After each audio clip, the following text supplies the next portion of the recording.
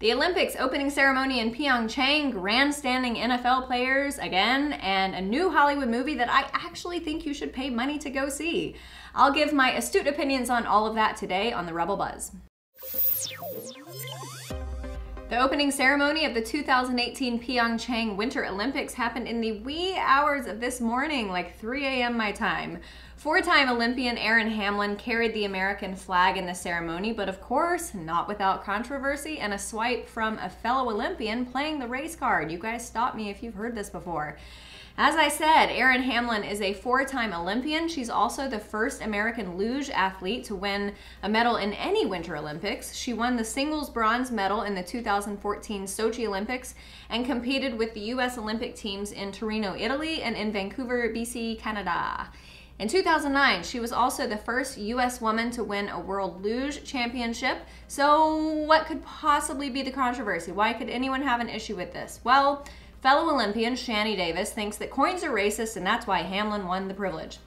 The process to determine the flag bearer entails 8 athletes from 8 winter sports voting on who will be the flag bearer. Seems fair, right? Well, this time around, the vote ended in a 4-4 tie, which resulted in said racist coin flip. Now, Davis thinks that this is unfair and also referenced Black History Month in his tweet about it. Mr. Davis, yes, the American spirit is about competition and striving to be your best, for which you should be recognized. But the American spirit is also about being gracious. Young man, you are tarnishing a moment for one of your fellow athletes, an athlete who, by the way, very much deserved this honor of carrying the American flag. This is her last Olympics. You have at least one more ahead of you, maybe even more. Be gracious and humble and be thankful that you are there in the first place. Thousands of athletes would love to be in your shoes or speed skates or whatever. So also this week in political grandstanding news, a few of the Philadelphia Eagles players announced that they would not be going to the White House as the NFL champions. You guys are so edgy. Yeah.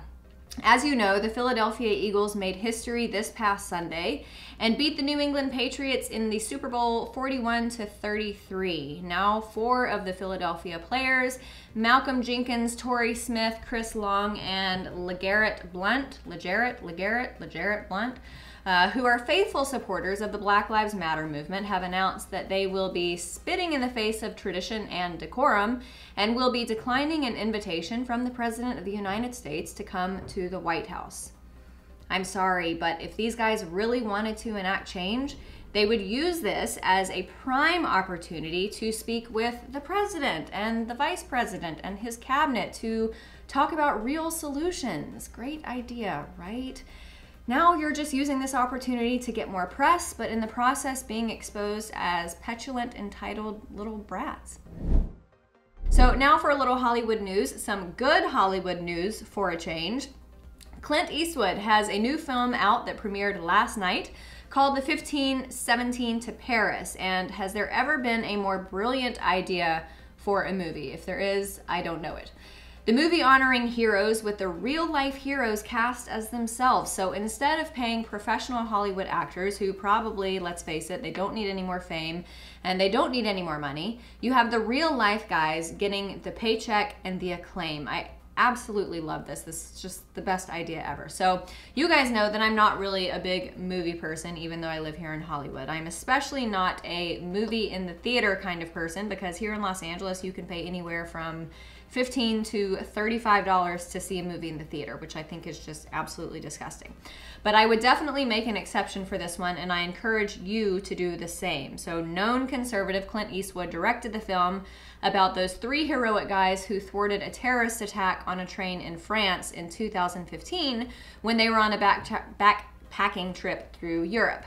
The 3 men, Anthony Sadler, Alex Skarlatos, and Spencer Stone, overpowered a Moroccan man who attempted to carry out his act of terror by gunning down train passengers. Now, the film covers the life stories of these 3 friends who feel like life kind of brought them together for this exact moment in time when they were presented with the opportunity to act heroically and save possibly hundreds of lives. So if Hollywood made more movies like this, utilizing real heroes, I think that I could actually be on board with that. Thanks so much for watching. I'm Amanda Head for The Rebel.